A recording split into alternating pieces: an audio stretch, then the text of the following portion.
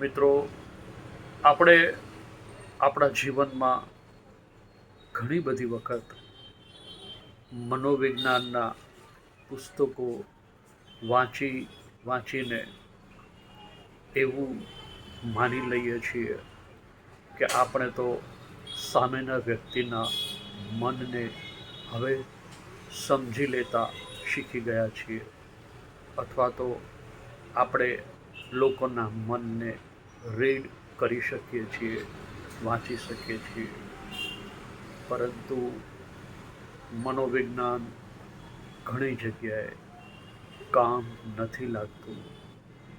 તમે એટલા ભ્રમ પાડેલા હોય ઘણીવાર આપણે એવું માનતા હોઈએ કે આમ જ હશે, તેમ જ હશે.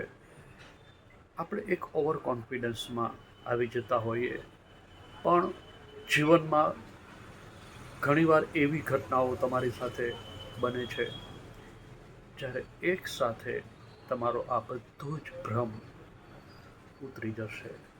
જે નશો તમને હોય, પછી એ વ્યક્તિનો હોય, પૈસાનો હોય, મોભાનો હોય, સ્ટેટસનો હોય, હું તો આમ છું, હું તો તેમ છું, એ બધું એક જ મિનિટમાં, એક જ શબ્દ તમારા જીવનમાં તમારા કાને પડે ને, બધો નશો એક સેકન્ડમાં તમારો ઉતરી જાય.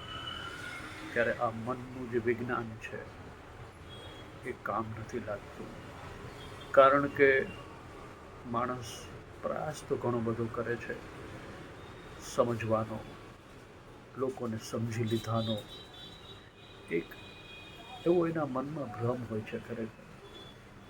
પણ આ બધું જેટલું માન્ય છે એટલું સરળ નથી. ઘણી બધી ઘટનાઓ તમારી સાથે એવી બનશે જ્યારે તમને તમારા જ પોતાના, તમે જેને માનતા હો, એ લોકો જો તમને એક એવો બોધપાઠ આપી દેશે કે ત્યાર પછી તમને ક્યારેય કોઈ માટે કોઈ અપેક્ષા નહીં રહે.